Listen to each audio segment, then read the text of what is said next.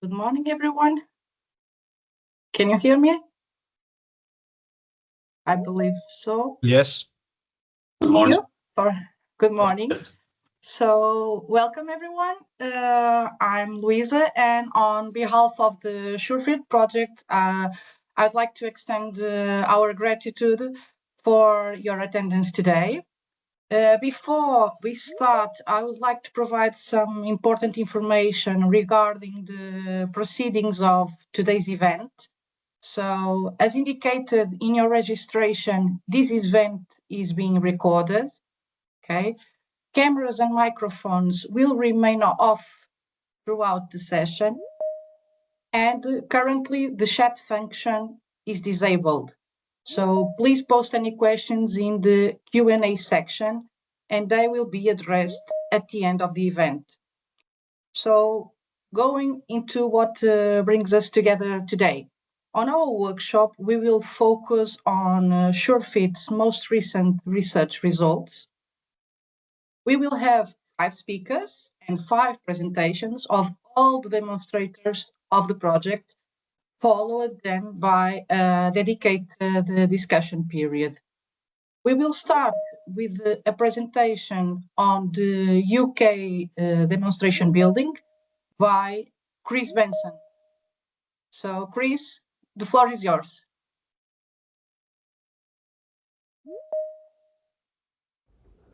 Hello, my name is Chris Benson from the University of Nottingham here in the UK. And today I'll be talking about the SUREFIT technologies installed on the demonstration house here in Nottingham, UK. The house itself is a 1930s built brick house, typical for the era, and duplex house, one house on each side. It's a 2-story house, 3-bedroom. Downstairs is the living room and the kitchen. Upstairs are the bedrooms and 1 bathroom. Small back garden and front garden. The SUREFIT technologies installed on the house include a solar-assisted heat pump, a solar PV and smart control systems, a ground source heat pump with novel ground loop thermal siphons, a vacuum-insulated glazing with integrated PV, an evaporator cooler, a window heat recovery unit, and aerogel insulation interior panels. Prior to installing the technology in the house, we did a full assessment of the house, thermal scans to assess the insulation and where the heat is leaking out, pressure testing to test where the airflow is leaking out, review of the electricity bills, the user surveys, and then also installation of monitoring of the gas and electricity usage throughout the year. Here you see an example of just January through August, where gas is predominant in the winter and electricity is predominant in the summer because of the cooling devices. The solar-assisted heat pump technology is a novel technology that's really useful in a lot of climates, especially in the lower European, southern European area, and even up to the UK. What it is a heat pump that uses solar assistance to increase the source temperature for the heat pump to increase the efficiency. So the solar panels on the roof are two purposes. One, they're PV solar panels, and they generate electricity, and then also thermal panels, and that they generate heat. And that heat is used for the heat pump. That it then upgrades the heat and puts it into a storage water tank. So the water tank basically keeps, just like your normal hot water, keeps the hot water at 70 degrees or so, depending on your settings, and very efficiently. You can see the drawing, the schematic of the system of the house. You've got the solar panels on top. You've got the heat pump system, which is, well, the common elements of the heat pump system. The nice thing about it, it could be a DC compressor, which means it runs simply by the solar panels on top, the PV solar panels, so it can be completely independent. And then you have the water storage tank. On the right, you see the photos of the solar panels on top of the garage, and then the storage tank within the garage.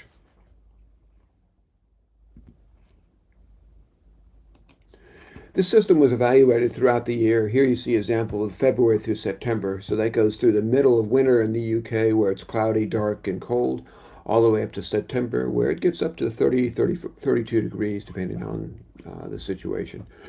And it shows the performance of it all through the days, and it reduces the heating costs for hot water significantly because it's using the solar PV and the thermal PV, thermal heat into the heat pump. The house prior to installation of the solar assisted heat pump had a gas boiler to heat the water, so it was running all year round, more in the winter than in the summer, which has a COP of one. In other words, you put 1 unit of energy in, you get 1 unit of heat energy out. With the installation of the heat pump, we ran it in two different modes. One is just the solar assistance, the thermal assistance of the heat pump, and then also with the thermal and the PV. So just the thermal is the blue, and the solar PV is the orange. So we had a COP of three, which means for every unit of energy in, electrical energy in, we get three out, and that's the average for the blue. But once you use the PV and the thermal, you get some real advantages of a COP of five all the way up to COP of eight, depending on the season. And this is really significant. So all of a sudden, instead of 1 unit of energy making 1 unit of heat, you've got 1 unit of energy making five, six, seven, 8 units of heat, which is huge cost savings.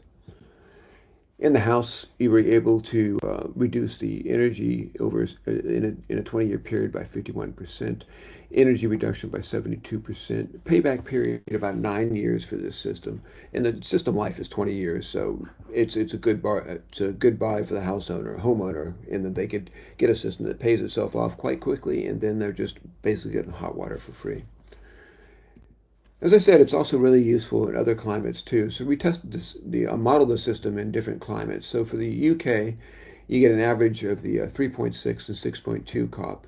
In Greece, the blues are all about the same because it's just the thermal. But once you get the solar PV on it too, you get some real advantages in the warmer climates. So like Portugal and Spain, you get a COP of 8 and 9.2 in Spain. So the system has real advantages. It's not high cost compared to a regular heat pump. It's just a heat pump with the solar PV panels on top. Simple installation. Basically no additional maintenance because it's just a heat pump unit with simple panels on top of the house. It's an independent system, so it doesn't need to be integrated with any of the other systems, although it can be. And it's a nice option for homeowners. Bioaerogel insulation is an ultra-thin insulation. It allows insulation without a significant loss of room space. Its thermal conductivity is extremely low, 0.015 watts per meter squared Kelvin. Density is 150 kilograms per meter per squared, and it's non-flammable, resistant to mold and rotting, 60-year lifetime. It's really remarkable in that it provides so much insulation in just a few millimeters of thickness, replacing basically 10 to 20 centimeters of traditional insulation. For many years, it was known and as a superior insulation, but just extremely high cost. But with new techniques of manufacture and using natural materials, the costs have come way down, where it's now available for homes for insulation. In the house, because it's so thin, it allows insulation to be installed inside the house without really degrading the interior of the room. Normally, insulation on a house would have to be either installed inside the wall if there's any cavity, or on the outside with expensive and thick panels to the outside, which become the outside facade. But this on the inside allows it to be just placed on the inside without really distracting from the room, and becomes a superiorly insulated room. And with the advantages of it, it allows replacing costly, thick exterior insulated panels. It allows rapid, simple interior insulation installation, 60-year lifespan, hydrophobic, which means it's mold resistant, so it allows a little bit of breathing, and it won't mold up behind the walls. It's safe. There's no toxic fumes coming off of it over the years, and it's non-flammable. Looking at the insulation qualities, if you know the numbers, these are remarkable numbers compared to regular insulation, and it comes anywhere from a 10 millimeter stick to 70 millimeter stick. 70 millimeter stick would be way too thick for a house. Most house applications only use about 10 millimeters.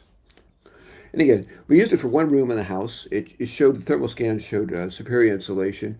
If you did the whole house, it cut energy bills by about half if it had a lot of thermal losses.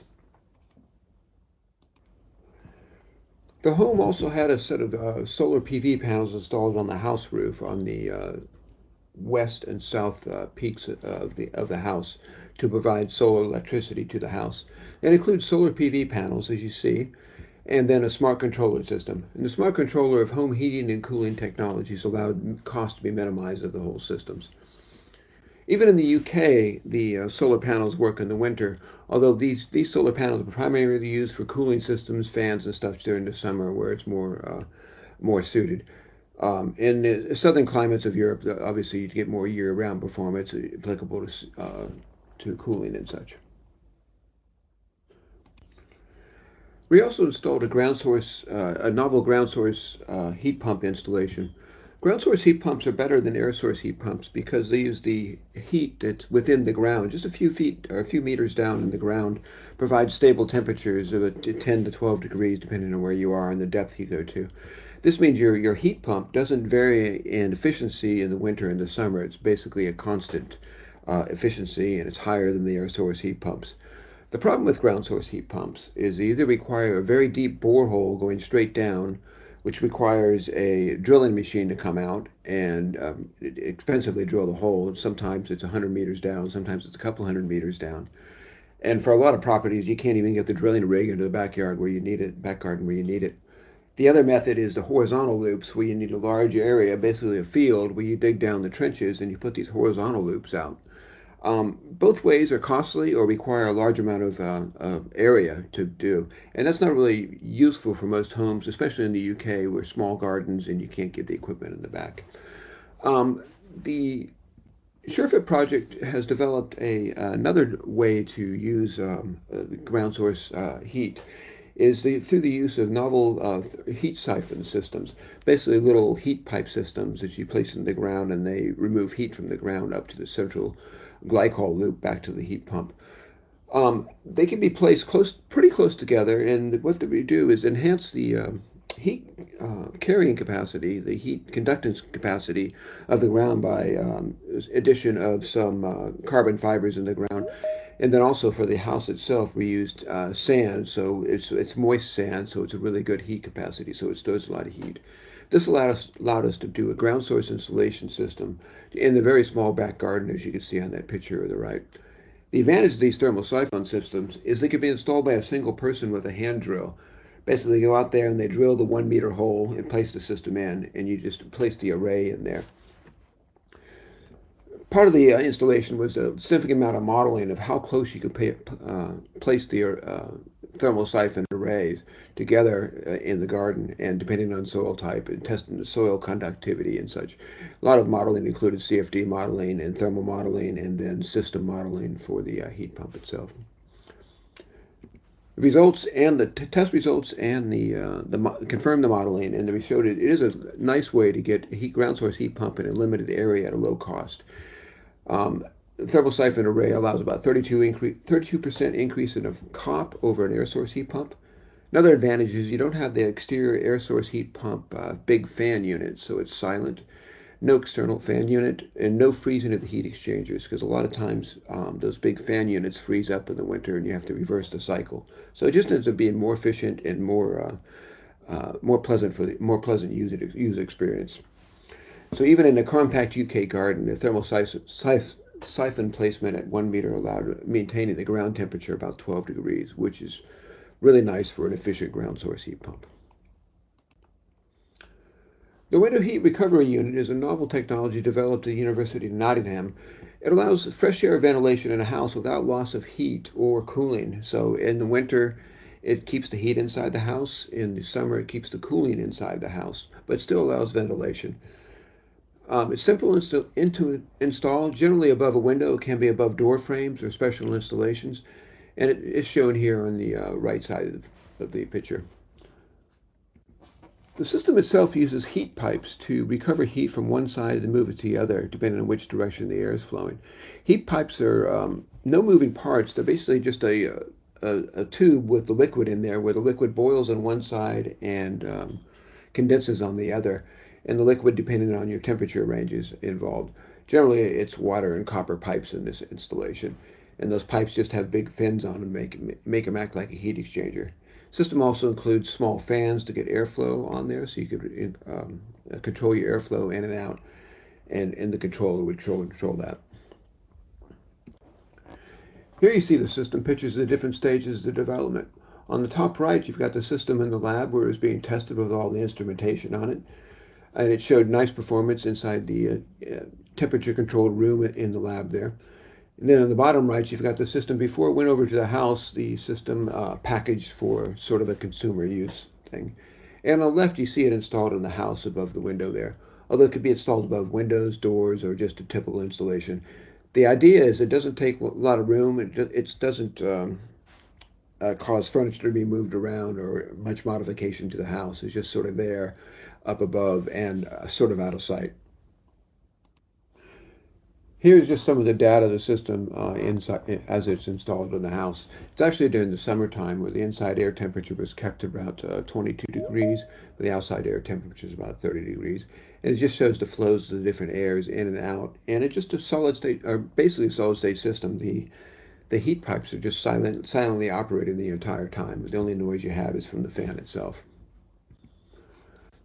Here's a picture of the entire system as it's conceived. Ideally, it's installed with a PV glass, and so the system is self-powered, and so the glass would power the fan unit above the heat recovery unit above the window, all self-controlled with the smart controller. So it's a nice system. It's a great concept, and it's being developed more and more. It allows ventilation without open windows. It has better air quality, minimizing pollution and particulates, lower power consumption. It also includes an air filter to minimize particulates coming into the house. Integrated with solar PV glazing, it's self-powered. It does need some more development. We found this in the different user surveys, and the fan noise is unacceptable to users. Needs more development and better, more intuitive controls and operation software needed. Probably a phone app too, but that's part of the development of SureFit projects. PV vacuum glazing windows combine two things. One is the vacuum insulated windows, which are two pieces of glass and a vacuum in between, and the other one is a transparent PV panel laminated to the window. It can be installed in most every place a normal window could be, and a vacuum insulation provides superior insulation, and the PV panel generates electricity at the same time. The windows came from single panels, and they started going to double panels for more insulation. Then double panels with a larger gap insulated with gases like argon. And then to get really effective insulation, they started going to triple panels, triple pane windows. But they became thicker and thicker. But what we offer here is two pieces of glass very close together with a vacuum in between. They're so close together they look like a single piece. And also in between, because of the vacuum, they would collapse if they didn't have supports. There's actually little stainless steel balls or pillars in between to keep the glass from collapsing on each other. Looking at how they compare, so the single glazing would be about 4 millimeters thick and offer a U value of 5.8. The double glazing, 28 millimeters thick, a U value about 1.2. Triple glazing, 36 millimeters thick with a U value of 0.8. This 36 millimeter gets to the point where it's so thick it can't be installed in normal window installation locations. Special framing and structure has to be applied. But the vacuum glazing is only 6.7 millimeters wide and offers a even better insulation of 0.7 U value. So it allows all the advantages of triple glazing plus some, and then being installed in all the places you can install single glazing. Looking at then adding on to the PV onto it is basically the same thing. So you've got the two pieces of glass down on the bottom. The dark blue one at the bottom is a piece of glass, and then in between you have the stainless steel pillar array. Again, this is the little post that keeps the glass from collapsing on each other when you apply the vacuum. And then on top of that is the photovoltaic glass is laminated on top. Creates one structure, and it's about 7 to 9 millimeters thick. In Nottingham, in our test house here in the UK, we installed a vacuum insulated glazing in a couple places. On the left, you can see the original glazing, which is single and double pane combination on a south-facing window. In that very same window, you've got the vacuum insulated glazing with PV on it, generating electricity. As you can see, it really doesn't affect the room at all. Because it's a thin, it doesn't affect the structure, so it could be installed in most every location. It does have a little bit of tinting to it, but once you're back in the room, you don't notice that tinting at all. Even in the gray climate of the UK, it doesn't change the room, and it doesn't change the perception of the room, even though you generate electricity from there now. When you get close to the glass, you could see the PV structure. That's only when you're really close, so you can see those two photos there. The one on the right is right up against the window. And the PV panel there actually reduces transmittance by about 10%. 10% of the light's reduced. But the users had no negative comments about the little bit darker in the room, and they're quite happy with it. And hopefully we can start installing these on new houses. And there's a couple startup companies in the UK doing that right now. In future uses, this is ideal for new builds, retrofit homes, and businesses, large and small, from older homes to new builds. And we've even done some modeling on future PV glazing greenhouses, where the greenhouse generates its own electricity. And the vacuum glazing is so insulative that it can be heated with just the LEDs in many cases. But that's PV vacuum glazing, how it's used, and the advantages of it. And if there's any questions. And that's an overview of the technologies installed in the University of Nottingham House. Depending on the system, because some of them overlap, the air source, heat pump, and the different solar technologies, we could reduce the household energy consumption by up to 50%, if not more, if more systems are combined and used. Independent systems were tested, and then also combined systems. And even in Nottingham weather, where, like I said, it's cloudy and dark in the winter, the solar systems provided significant reduction in heating and cost, and in the summer, also with great reduction in cooling cost and user comfort.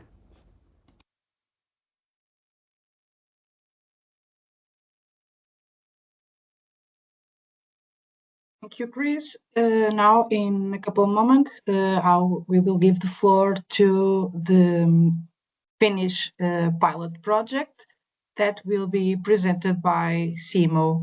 So, Simo, the floor is yours.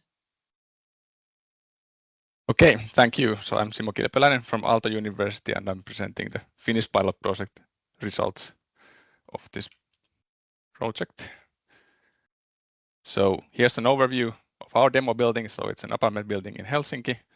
And in fact, we only installed one SUREFIT technology there, the Retrolux blinds, but they also did some conventional renovation at the time. So they improved the envelope properties, installed ground source heat pump, PV panels, etc.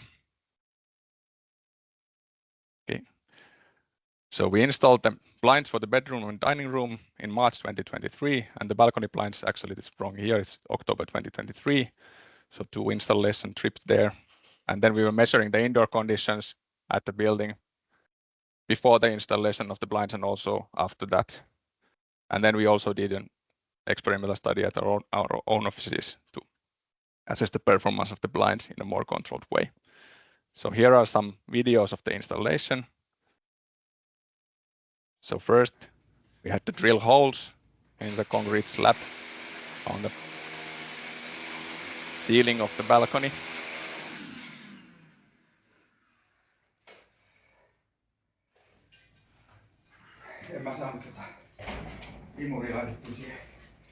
Okay, you can go to the next one. Yeah. And then we installed rails to fit the blinds onto. So this is installed onto the ceiling first. So now we have installed the third one, support for the blinds onto the concrete ceiling. Yeah.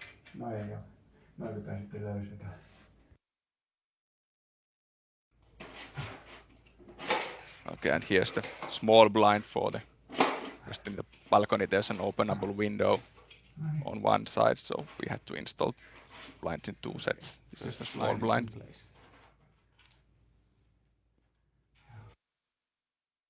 Okay, and then after the installation, this is how the blinds look like. Slightly tilted upwards so that we can prevent all the glare, and the light goes up onto the roof. So the balcony is still quite bright, but there's no direct glare, so seems to be working quite nicely. Okay, the next slide. Okay, here are the comparisons of the thermal conditions in the apartment before and after the installation of blinds. As you can see here, the blinds don't really affect the thermal situation. This is from winter time. Unfortunately, we didn't get measurements in the summer 2024 from there after the installation of the blinds. So this is from winter time. You can see on the picture on the right that one of the rooms is lower temperature. That's probably behavior of the occupants. They have either want to have it cooler there or it's not in use, that room. The occupants changed between the two measurements, so it's different occupants on both. Okay, let's move on. Then we did this office test here in AALTO to assess in a controlled way the performance of the blind. So we compared the Retrofitting blind with the traditional window blind. You can see the pictures here. And let's move on. So we measured the illumination and UVA with delta ohm loggers and probes, and then we used tiny tac loggers to measure the temperatures in the two offices. One office was equipped with the traditional blinds and the other one with the optimized ones, and we gathered data for 5 days at 1 minute interval. Okay, let's move to the next slide. So here's the illumination for the two offices. The blue one is the one with the traditional blinds, red one is with the optimized. So you can see the optimized blinds, you have less illumination, especially in the afternoon. You can see there's this sharp drop. This is caused by some shading, different shading from a nearby building onto the other optimized blinds office, but it's only happening around midday. So most of the time it's actually caused by the blinds. So you can see that there's a little less light, visible light there. Now let's move on to the next slide. Here we have the UVA. So this is, of course, the UV radiation. It's for heating or heat. So you can see that there's much more reduction in UV compared to the visible light. So it's much less UV entering the room with the optimized blinds compared to the traditional ones. And then let's go on for the final result, which is the temperature. So here you can see that with the optimized blinds, we can reach about up to 1 degree less temperatures in summertime compared to the other one. And both offices were empty at the time of the measurement, so the results are comparable in that sense. So this is entirely passive technology, and you can reduce the temperature quite a lot throughout the day. This was done in warm summer conditions in Finland. Okay, next slide. So compared to traditional blinds, we get a little bit less illumination, a lot less UV irradiance, and then as a result, lower temperatures in the office equipped with these SUREFIT blinds compared to the traditional ones. An additional benefit from the new blinds is that they can reflect more light inside during the dark winter times. And also what is not written here, that you can keep the blinds open even during the summertime. You don't need to close them to block the light, so you can have still daylight coming in. Okay, then we have done, in addition to this demo building thing, we have done simulation for the other demo buildings. So this is some examples of the results for the Southern European demo buildings, which will be introduced later. So we evaluated the impacts of the different technologies on energy consumption and CO2 emissions, and analyzed how much we can conserve energy and CO2 emissions with these different technology combinations in different demo buildings. Okay. So here are the 3 demo buildings. So one is in Greece, one in Portugal, one in Spain. They will be introduced later in the presentations. Okay, let's move on. And here's some building properties before the renovation for the 3 buildings. You can just go through these slides quite fast. And there's the HVAC system. So all the 3 buildings have natural ventilation, and then there's boilers and electric heaters. One thing to note is that the Greek and Portuguese apartments had intermittent heating, and the Spanish one had continuous heating. And here are the purchased and primary energy CO2 emissions and of the demo buildings before the renovation. And here's the calculated primary energy and CO2 emissions based on the factors above. So this is before the renovation. Okay, let's move on. Then there's how we did the simulation. So we had 3 different packages. So the passive package containing the bioaerogel, EV vacuum window, and phase change materials. Then we had the ventilation package, which had insulating breathing membrane with 2 different air tightness improvements, and also this air handling unit with heating recovery. And then we had 2 generation packages, the PVT system and the solar assisted heat pump system. And here are some pictures of the technologies. And based on these, we then assessed the final combinations. Here are the results for the 3 demo buildings. So with the final combinations of the passive package, ventilation package, and either the PVT or solar assisted heat pump of generation, you can see that we can reach in the Portuguese and Spanish demo building case 60 to 70% reductions in the purchased energy, and for the Greek demo building around 50% reduction. So quite nice reductions compared to the reference case before this renovation. So to conclude, the bioaerogel insulation led to around 15 to 44% reduction in CO2, while the PV vacuum windows and phase change material had much smaller effect in this passive package. So they had lower than 10% in all cases. Okay, and continue.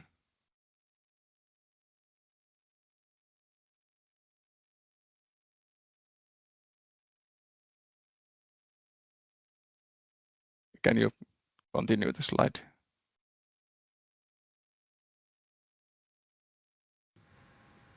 This is finished. Okay, there should be more conclusions, I think, than this one. Okay, well, I will check it from the slides here that I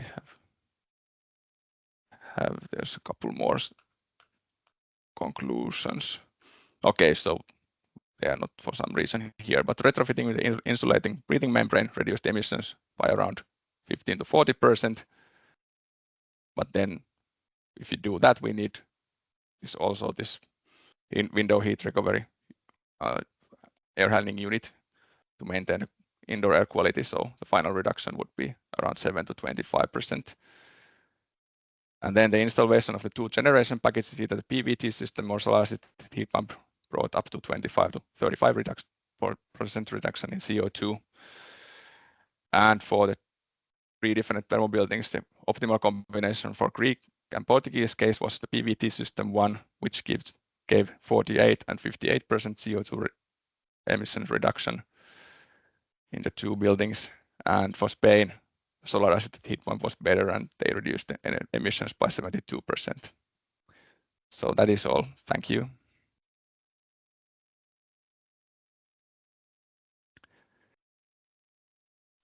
Thank you very much, Timo. We apologize for any inconvenience. We will check it later, but thank you very much. Yeah, Now, I don't know what was that. we will give the word last slide. to Joaquin, that will present us the Spanish pilot. Please, Joaquin.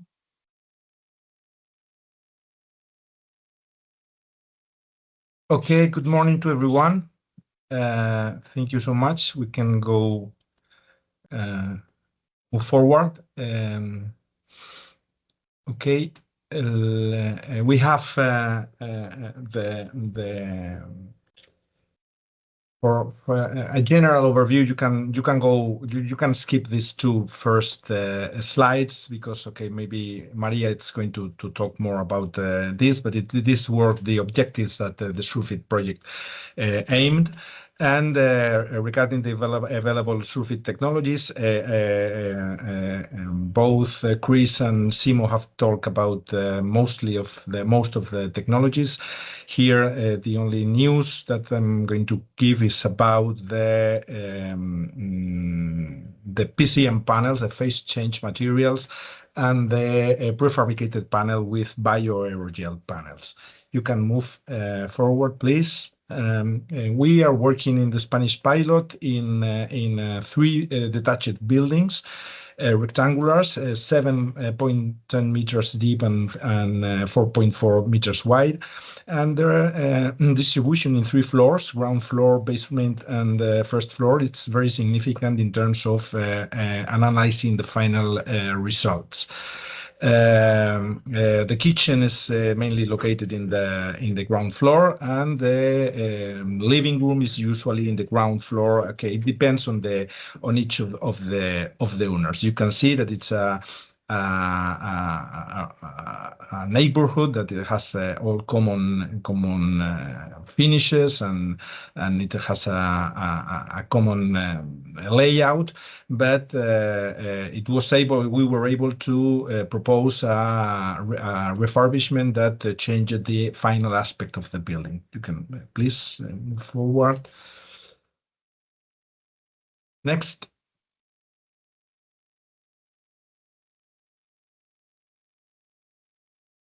Sorry, Luisa. Sergio will help us. We apologize. It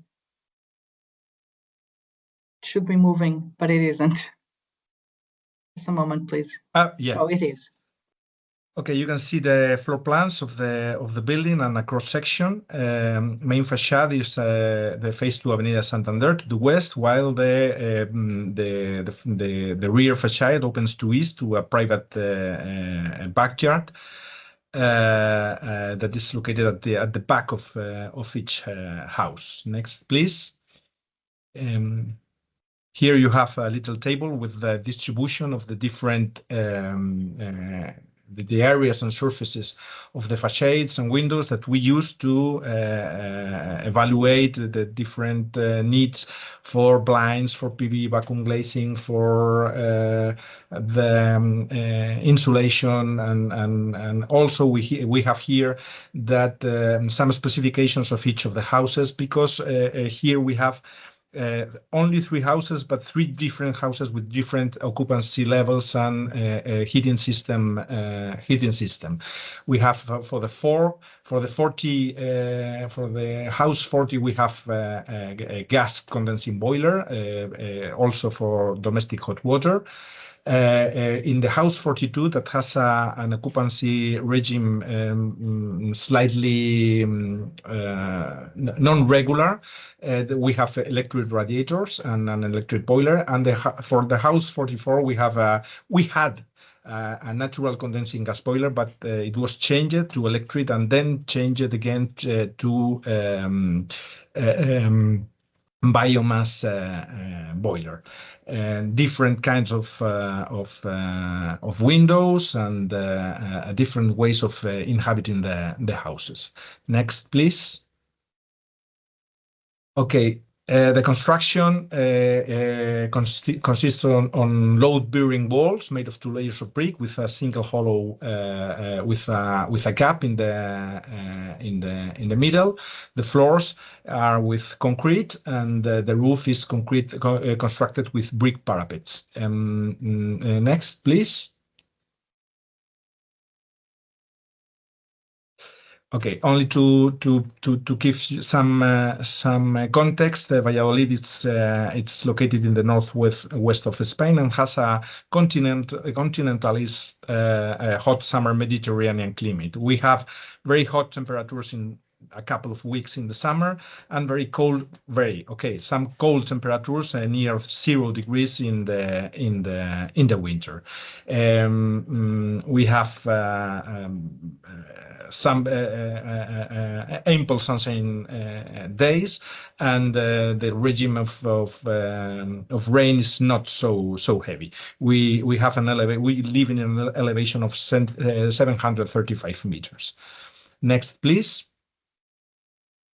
Okay, regarding the apartment needs, one of the most remarkable one was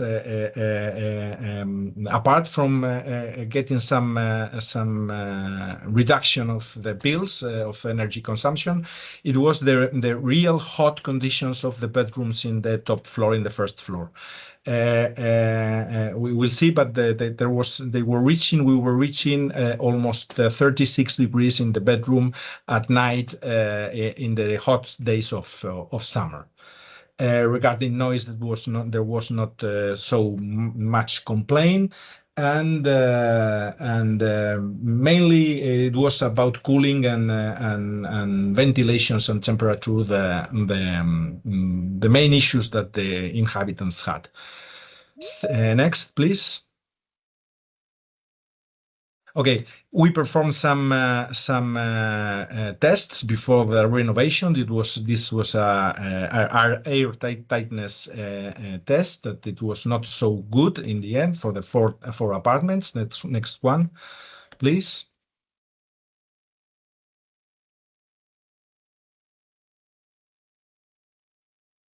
And next one, this is the blower door test with the results 6.5 and 6.4 for the 44. Next one.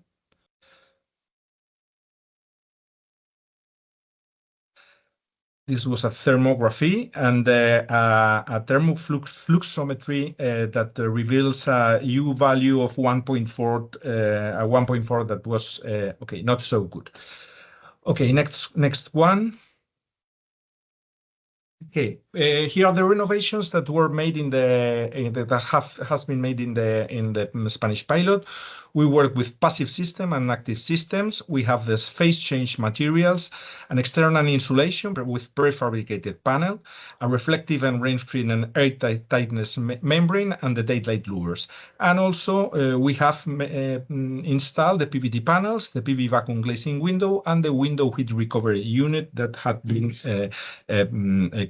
explained by Chris with the Nottingham pilot. Here are the PCM panels. You have this kind of blister. It's about 30 kilogram per square meter weight, and it was installed in 2 of the houses. Please, the next one.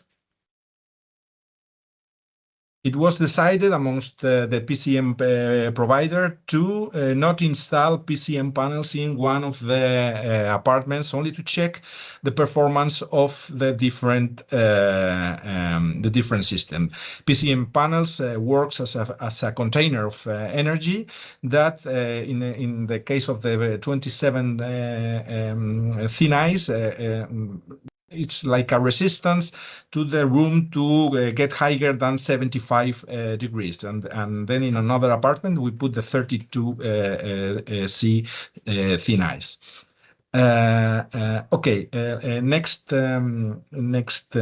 slide. Here, according to the data we have, and comparing bedrooms between August 2023 and 2024, it's really difficult to evaluate the impact of the PCM performance in the PCM technology in the ambient conditions of the rooms, taking into account that other insulation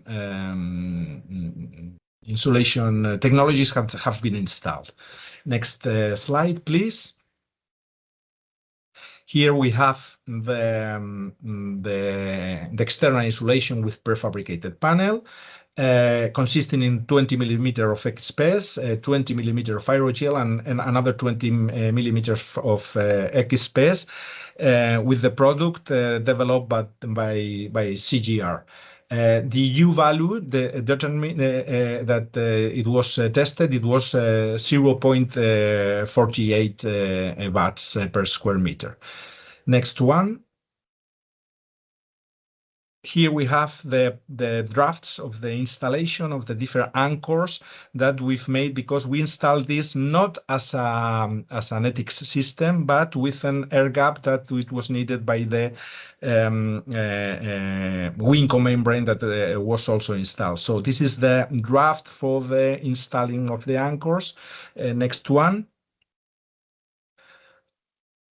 After the anchors were installed, we installed the prefabricated panel. It was no need to put a mortar or to do adhesive to fix it to the wall, because the anchors and the specific system of this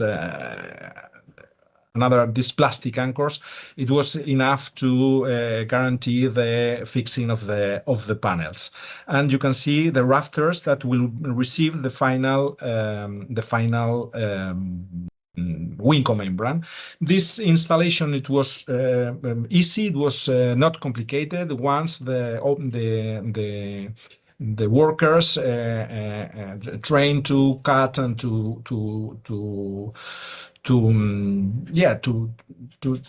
how to work with the panel, that they've never have worked with a product like this, but it was pretty easy to install. Next one. Okay, this is the adaptations and installations and adapting the installations to have all that gas and electricity installations hide after with the final finish of the house. Next one. This was the rafters installation. Next one. Okay, again. Next one, please. Okay, and this is the installation of the Winco membrane first in the roof. You can see we have to leave a ventilated gap for the system to work. Next one. This is some of the images of the installation of the Winco membrane that has, with the system chosen, it has shown at a very time-consuming task. Maybe we have to design another kind of approach, but with this specific way of installing the Winco membrane, it has taken double time that foreseen in the previous estimate, in the initial estimations. Next one. And this is the final aspect of the Winco membrane installed. Okay, this is the daylight louvers that have already talked in the finished demo, so I'm not going to delay in this. This was the draft for the asking of the different daylight louvers.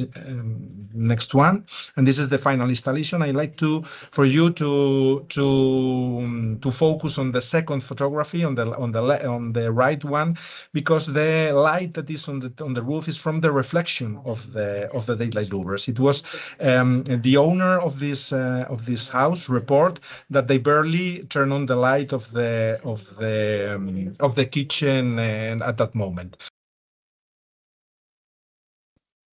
Okay, regarding the active systems for electricity production, we installed the PVT panels, and after consultation with each of the owners, they decided to install one system per owner. They didn't want to share the PVT system with a thermal storage for everyone, but one for each one.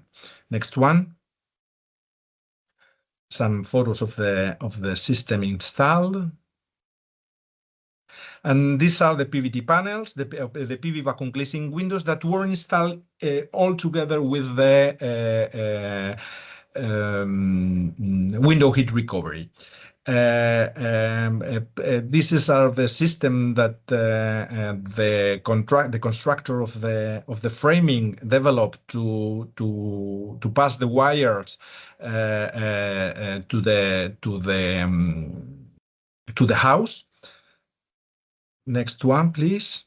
And this is this hole is of the house. Is not made by us, okay, but it has to be said that an improper installation can worsen the air tightness and requires a highly qualified personnel to make the holes that allows the ventilators to work.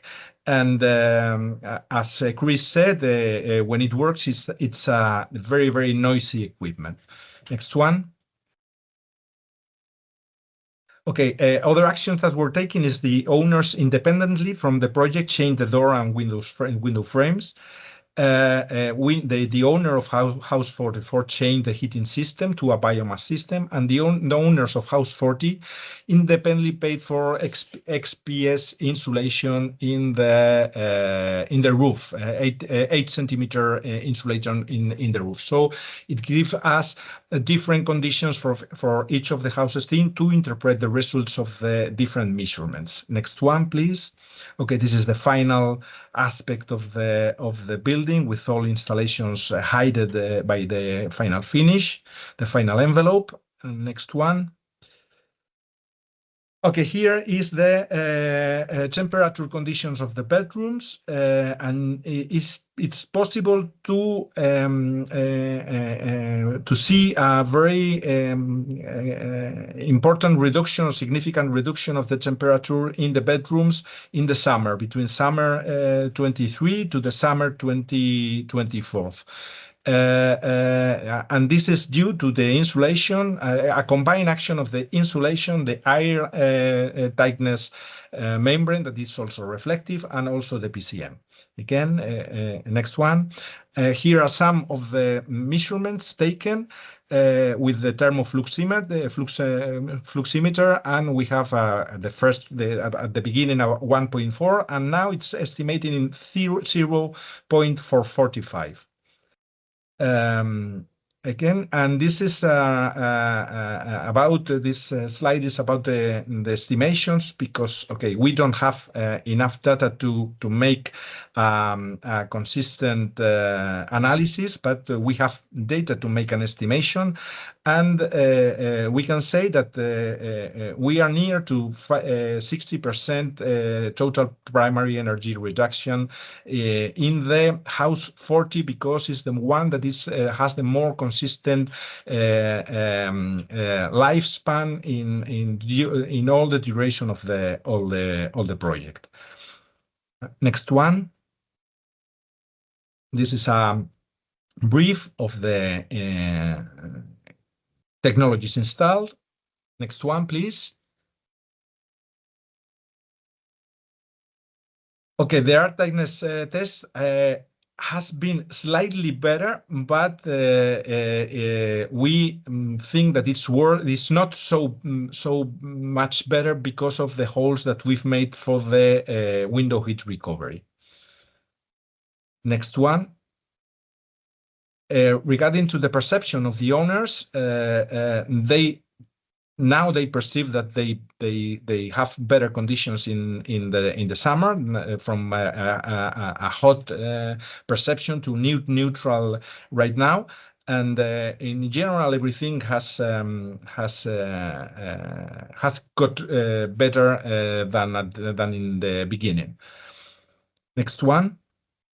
This is about the economic evaluation, and we can say that the most cost-efficient solutions are the skated membrane and the PVT panels. Next one, please. Okay, as a brief, we can see a 59 reduction of the total primary energy reduction. Almost 90% of the yearly electricity comes from the PVT as an estimation, but maybe we are really close and really confident that this is going to happen. a 67% of improvement of the U value of the building facades. And okay, in general, we can say that the performance of the technologies is good. We cannot say that we are achieve the installation time reduction. Instead, we have taken much more time because of the newness of the technologies that we have installed, and there is a positive feedback and perception of the occupants about the technologies installed. Thank you very much. Thank you, Joaquin, and thank you very much for keeping with the time that we have. We are familiarized with the fact that the Spanish case is very rich in terms of data. Thank you so much. We will now jump into the Portuguese case study. Therefore, I will give the word to Pedro Vilela, please, whenever you are ready.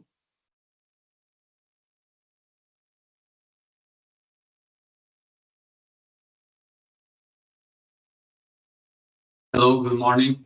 Good morning, everyone. My name is Pedro Vilela, and I'm from CJR, the company responsible for the pilot building located in Mafra, 50 kilometers from Lisbon. The image shows the Mafra National Palace in Portugal, a grand rock building, and its construction began in 1717, ordered by King John V of Portugal. This is one of the most important Baroque buildings in Portugal, and it's located in Mafra. It's just a curiosity. Next slide, please.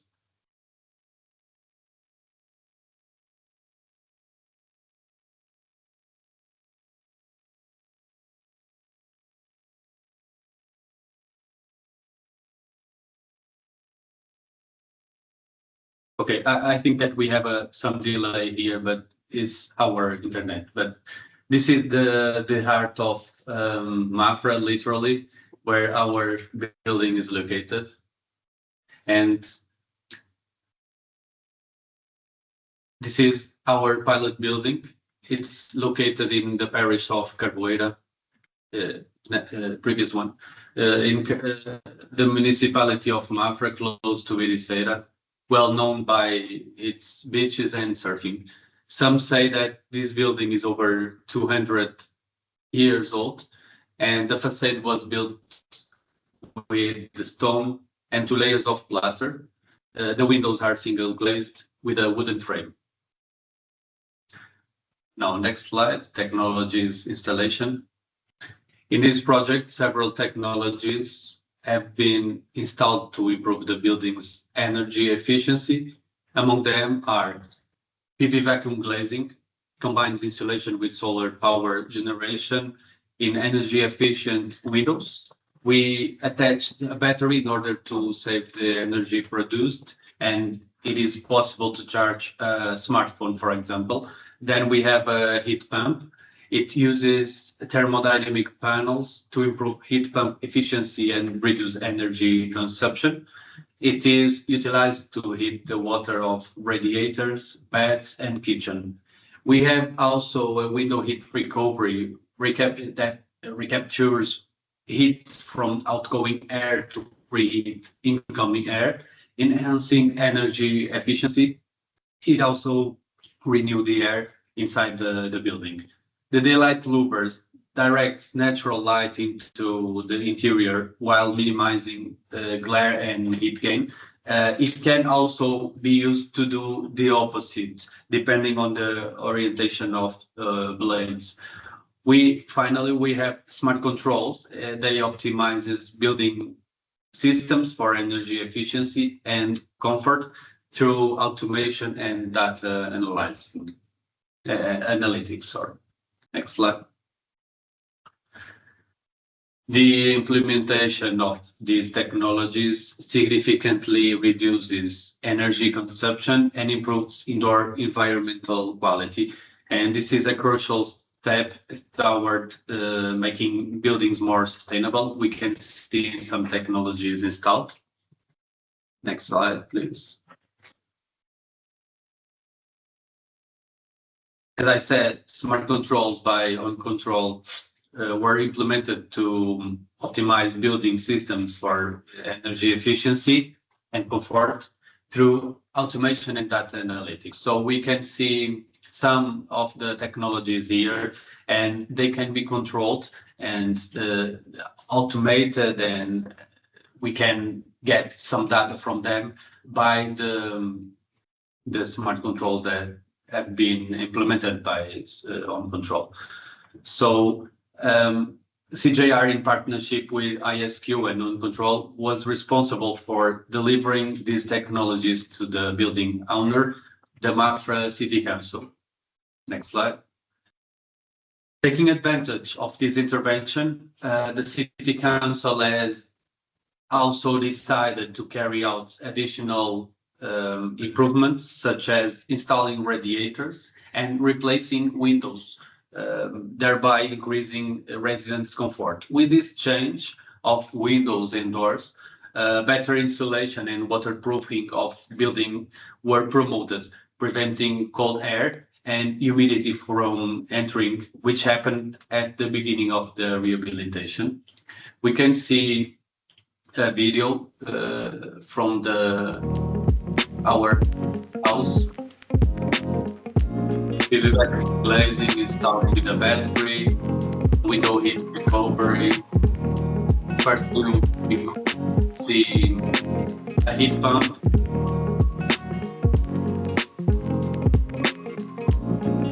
And this was the first visit to the house after the installation of all technologies.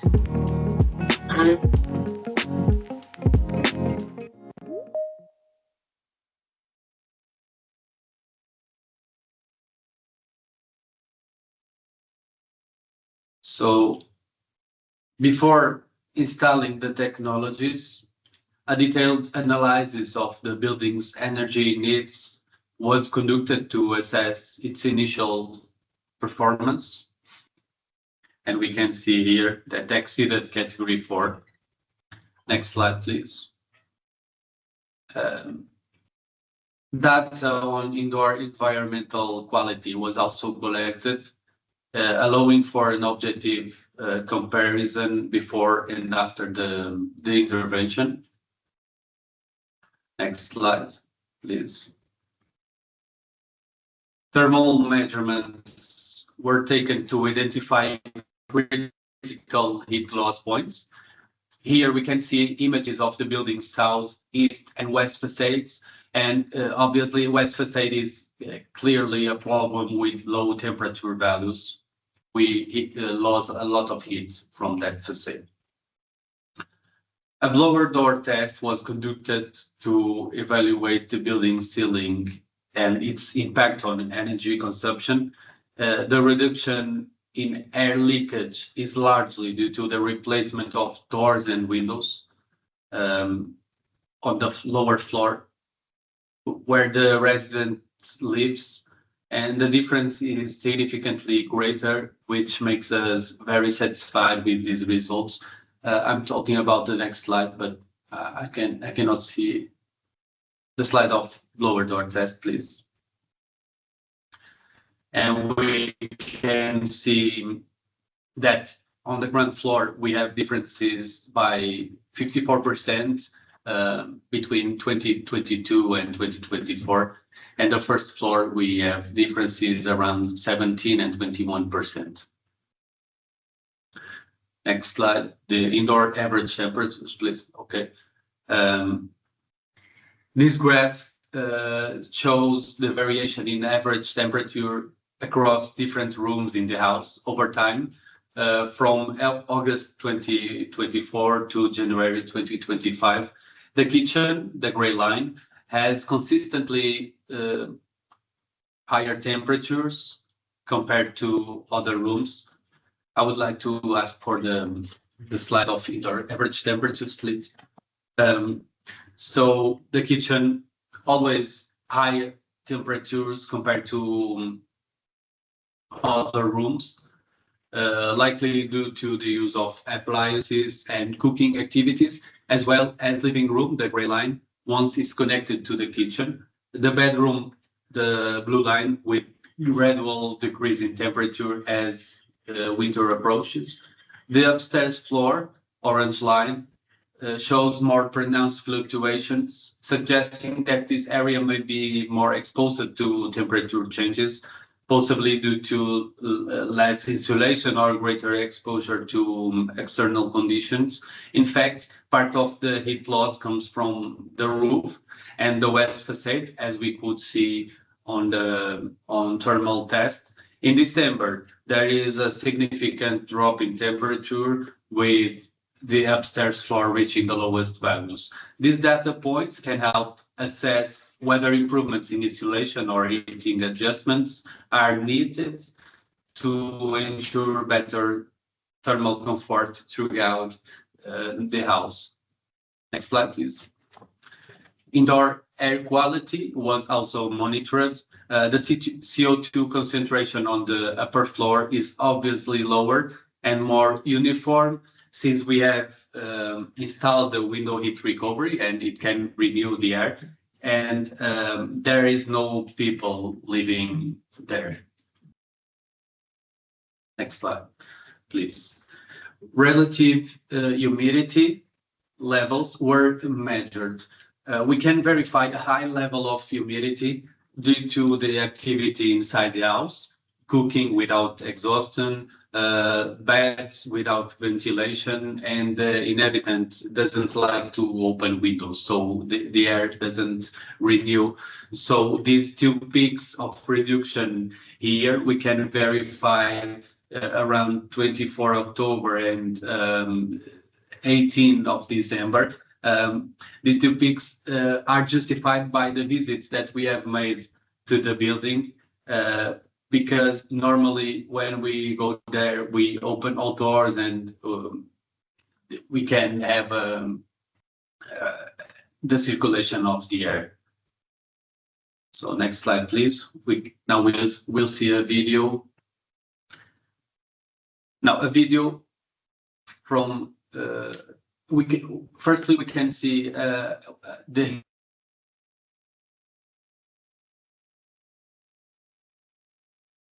heat. This tank will save our hot water. Then the hot water goes to the radiators and the hydraulic system. We also have smart controls that are installed on the wall, installed by On Control. They can measure this CO2, the indoor temperatures that we already have seen. We also have a PV vacuum glazing connected to a battery, and the daylight louvers are installed on this window. We can change the orientation of the blades. And finally, we have the window heat recovery installed vertically. It can renew the air. And all technologies are connected to smart control systems installed by On Control.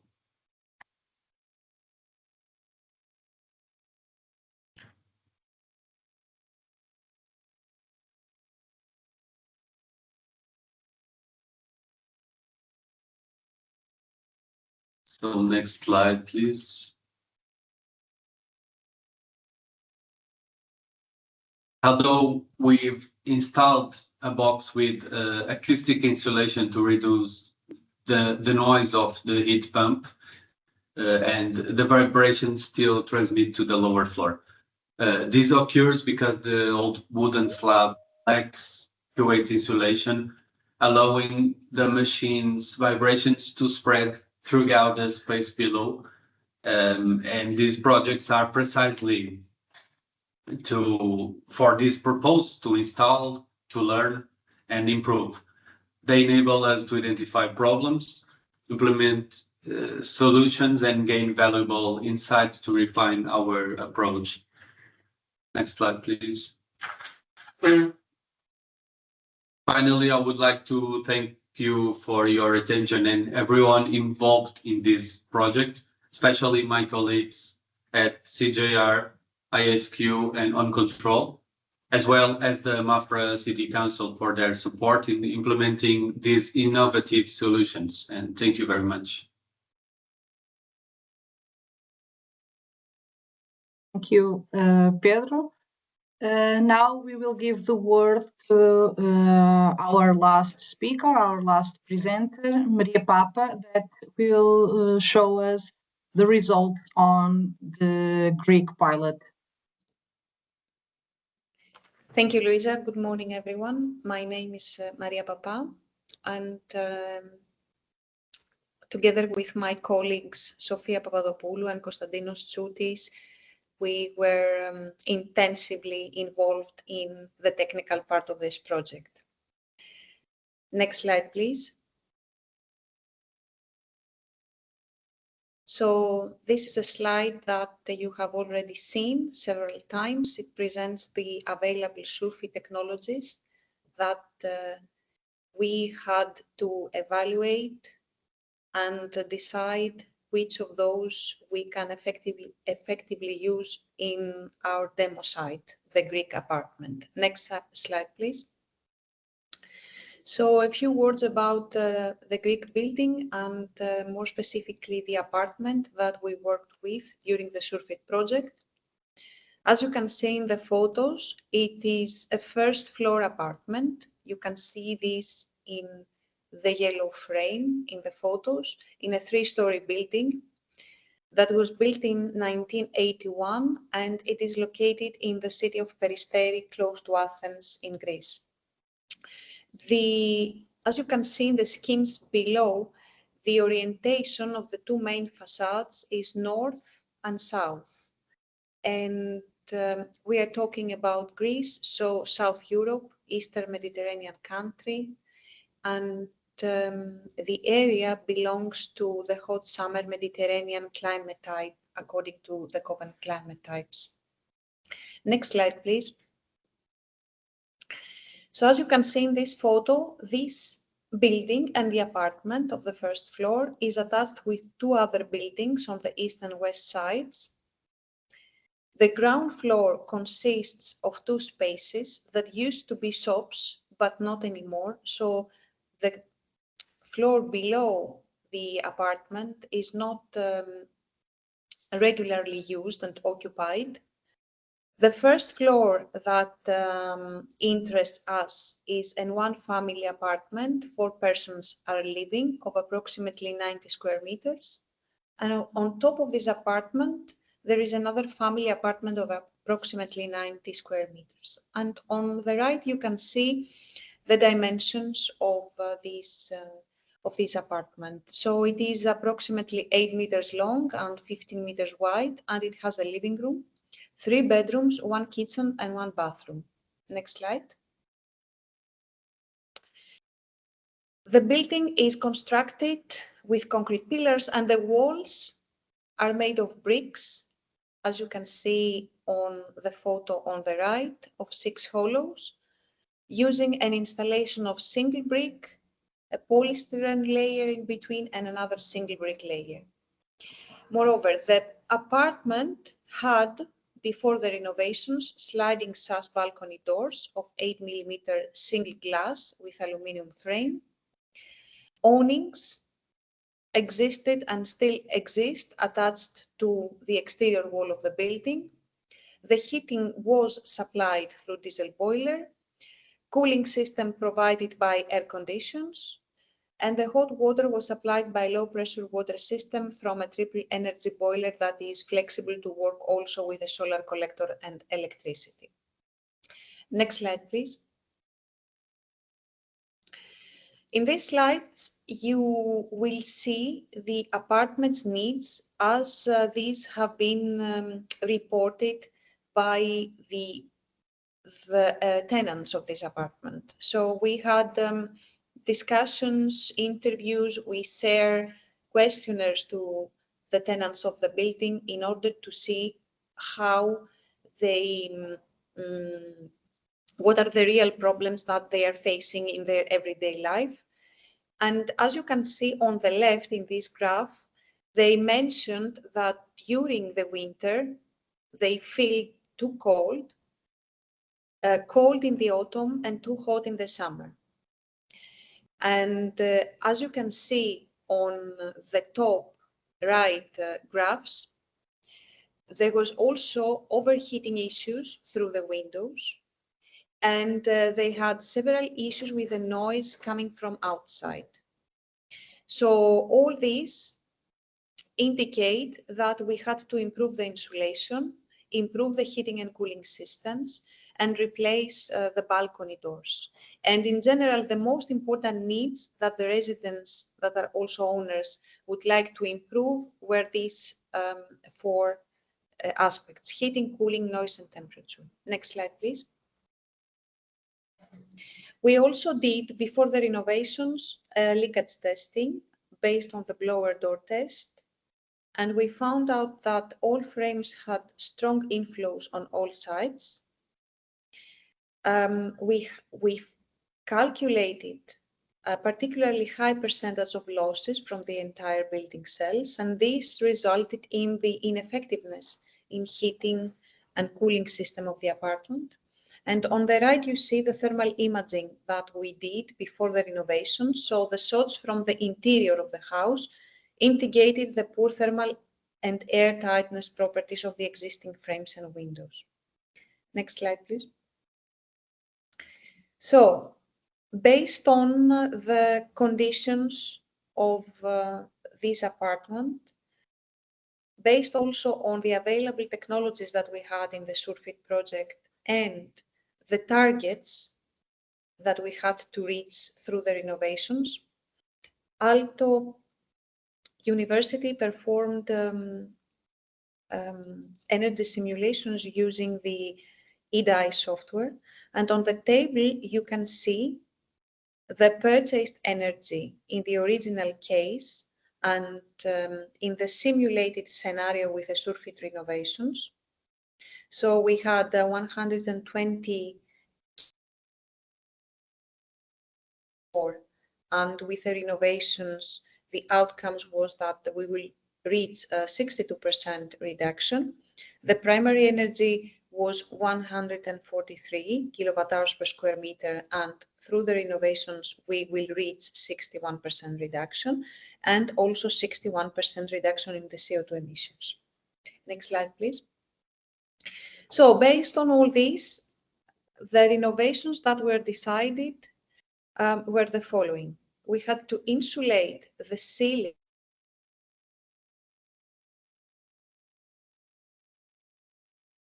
scheme highlighted in red. This is the insulation of the ceiling. We will insulate the southern and northern facades externally. This is highlighted in the scheme below in yellow lines.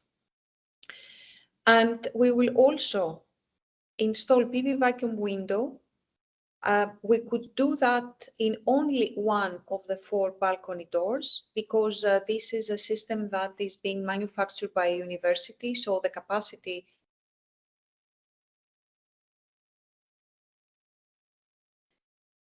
So the rest of the balcony doors were replaced by commercial double glazed PVC balcony doors. And of course, we installed the PV thermal for electricity production, for domestic hot water and space heating. Next slide, please. And this is the PV thermal system by Sollenbex. I will not speak in many details about that. Just that the PV thermal collector is a combined collector from a PV module for the generation of electrical energy with a highly efficient solar flat collector for the production of heat energy. And yes, next slide, please.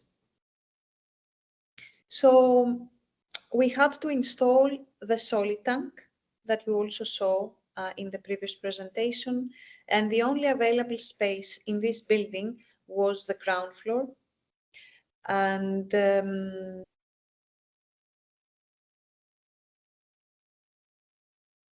related systems. The previous slide, please. We had also to do the piping and wiring connections and lead them from the ground floor up to the terrace that you can see on the right photo, and also install the PV panels. Next slide. Moreover, we replaced 3 out of the 4 balcony doors with commercial balcony doors. You can see their specifications. The frame is made of PVC. The U value is 1.3 watt per square meter. And we had also external aluminum roll and windows nets. So we started, as you can see on the left bottom, by removing the existing doors. So because they were sliding doors, we created this void, this gap on the wall that you can see on the top right pictures. So we had to seal this gap, and for this we used commercially available panels, thermal panels.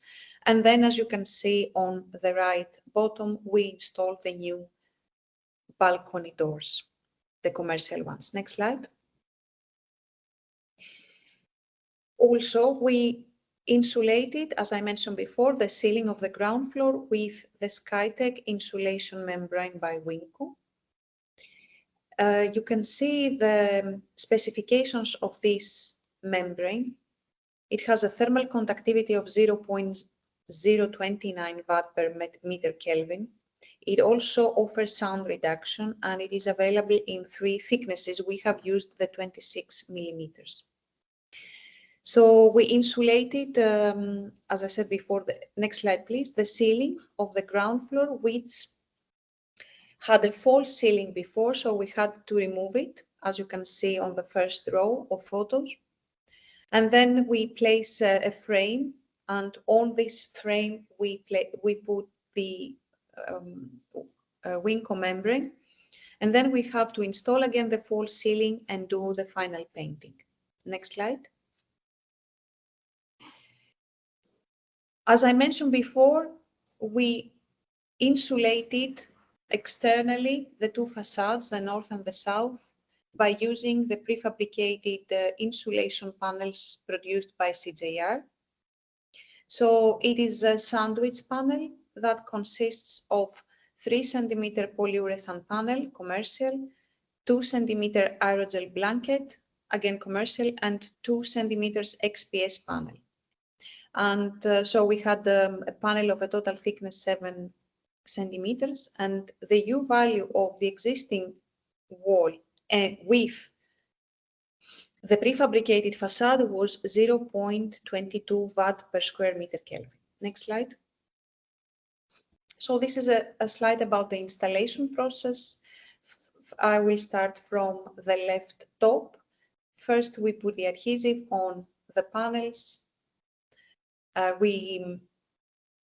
Then we go on the right. Then we place the panels on the existing wall. We had to cut it, drill it, make holes in order to be able to be installed on a wall that had a lot of other systems like air conditions, etc. Then again go on the left. We put the sealant between the panels. We did the fixings. We had to place reinforcing mesh, and then we applied a mortar coat, and then the final decorative finishing. Next slide. This is the PV vacuum glazing that we placed in 1 balcony door that you can see in these photos on the south facade. I'm not going to say a lot about this system because this has been already described by Chris, only that the U value was 0.45 and that we had a thickness of 8.3 millimeters. Next slide. So these are the energy savings. The energy savings, the total electricity consumption from the grid in the pre-renovation case, 5,600 kilowatt hours per year. And in the post-renovation phase, according to the monitoring data, we had 2,400 kilowatt hours per year, plus, as you can see below, 1,800 kilowatt hours per year coming from the PV panels that we install. Next slide. So the corresponding primary energy consumption you can see in this column, and the reduction regarding the electricity was 56% approximately. Next slide. Regarding the heating oil, the oil energy consumption in the pre-renovation situation was around 5,000 kilowatt hours per year. Now it is 2,300. And by transforming this to primary energy consumption, we achieved a reduction of 52%. Next slide. So for the total, you can go 2 slides. Okay, this is good. So the total primary energy was reduced by 54.7% and the total CO2 emissions by 54.9%. Next slide. So this reduction, that is almost 55%, the total primary energy reduction, is attributed to the insulation of the apartment with the prefabricated panel from CJR and the Skytech Pro XL membrane from WinCo. It is also attributed to the PV thermal system by Solenbex and to the replacement of the old balcony doors and windows. Next slide. We did air tightness test after the renovations, after we replaced the old balcony doors and windows. And as you can see in this table, in the pre-renovation phase, we had around 6 air changes per hour at 50 Pascal pressure. In the post-renovation below in green, you see that we had 2.2 air changes. So we had an improvement in the air tightness by 65%. So we achieved the satisfactory index of losses from the entire building cell, and this increases the efficiency of the heating and cooling systems of the apartment and confirms the quality of construction interventions. And this is a table regarding the occupants' feedback. So we had the pre-renovation case that we sent questionnaires to the occupants to have their opinion, and then we did the same in the post-renovation case. So as you can see, the temperature during spring inside the house was neutral before, now it is neutral again. During summer, the people were feeling too hot, now it is neutral. In autumn, they used to feel cold, now neutral. And during winter, they felt cold, and now they feel hot. Moreover, in the question how slow or quick was before to heat up the building during winter, the occupants said that it was slow for the apartment to be heated up. Now it is quick. And also in the summer, before it was slow for the apartment to cool down, now it is quick. The noise issues has been very much improved. Now they are slightly annoyed by the noises coming from outside, and also they mentioned that they experience a significant reduction of noise coming from the ground floor, and this must be due to the Skytech Pro XL membrane installation. And also, they don't mention any overheating issues coming from the windows. Next slide. So this is the economic evaluation of the systems. So I will start from the left top. You can see the life cycle cost analysis of EPS, that is a conventional commercial system, compared with the gray, that is the breathable membrane by WinCo, and the black, that is the prefabricated panel from CJR.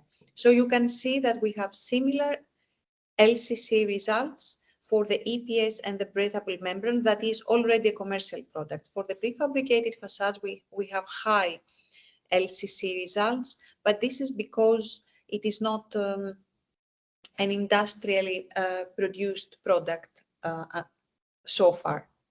So we have higher costs.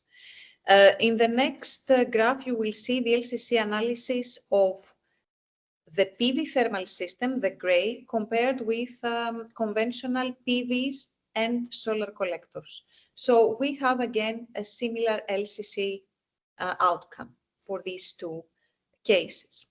Regarding the PV vacuum glazing systems, you can see that if we compare the technology of UNOTT with a situation that we have PVC windows and photovoltaics, we have an improvement by approximately 25% in the case of the SUREFIT technology, the PV vacuum windows. Below on the left, you will see the LCC comparison between the base case that we perform no renovation. With gray is the renovations with the SUREFIT technologies, and the black is the renovation with conventional technologies. So you can see again that although we have improved the situation with the SUREFIT installations, again, the LCC is higher compared to renovations that we could have done with conventional systems. And the discounted payback period for Greece case is the last graph. The target here was to have below 10 years payback period for the technologies, and this was achieved for the breathable membrane, and it was almost achieved by the PV thermal systems. For the PV vacuum window and the prefabricated facades, we didn't achieve this payback period. That was the target. Next slide. So this is the summary of the results of the evaluation of the SUREFIT technologies plus one commercial in the Greek apartment.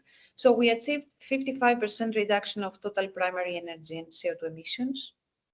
42% of the electricity needs is coming now from the photovoltaics.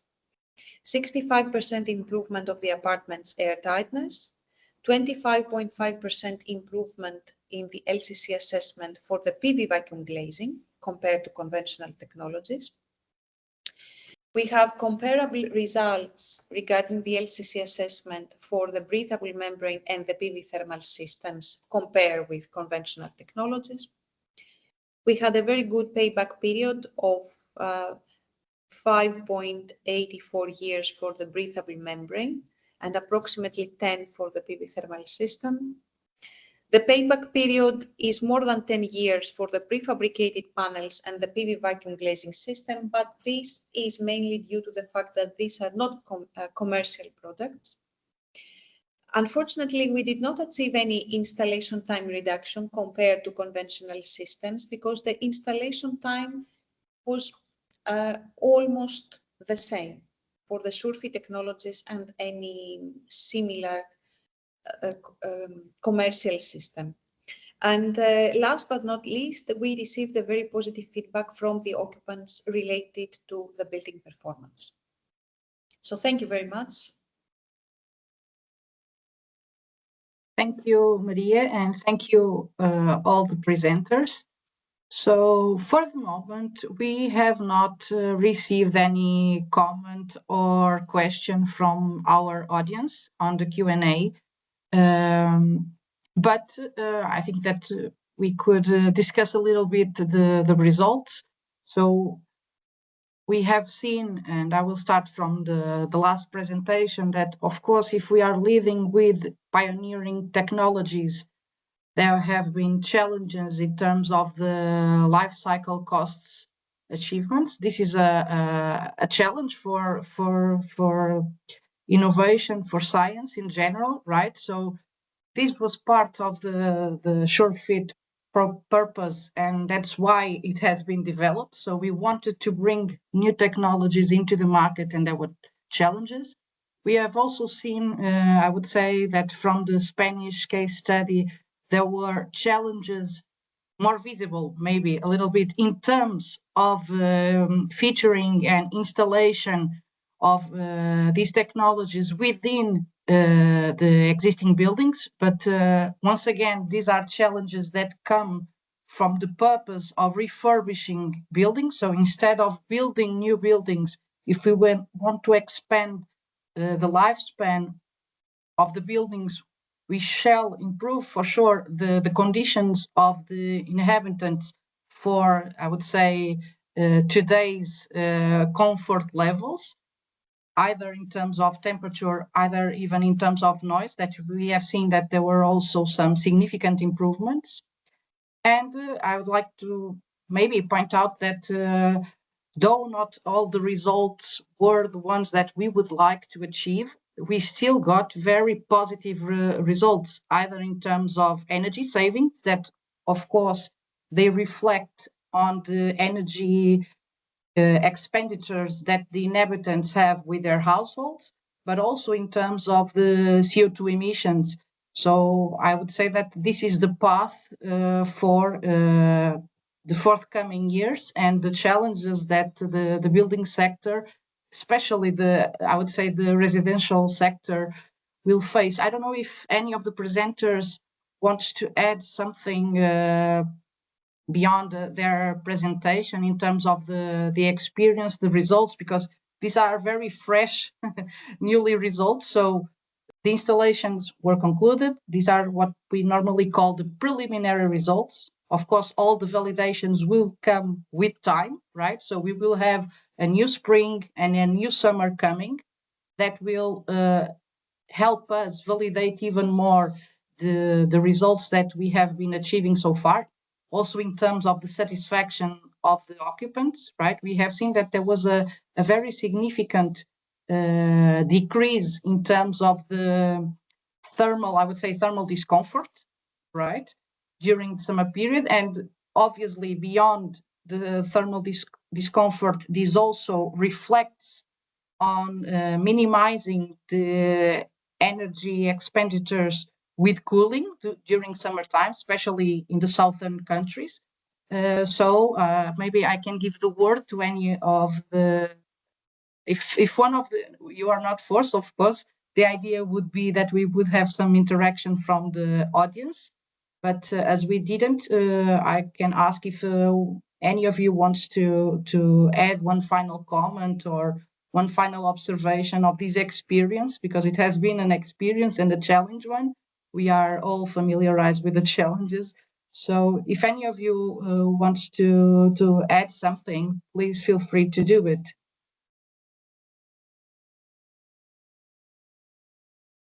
If not, I cannot see any hand raised. So and I will do, Luisa. I will do. Please, only in Fundación Santa María la Real experience is that it's been easy to work with passive technologies than with active technologies. In the case of the ones that we've installed in the Spanish pilot, because we didn't install the solar assisted heat pump, only the window heat recovery. That it's a very interesting concept, but it requires a lot more development and investigation. Because, for example, we didn't install. I didn't say in the brief because it was the time was what it was. But we installed like Nottingham because the owners didn't want to lose a light surface in their windows.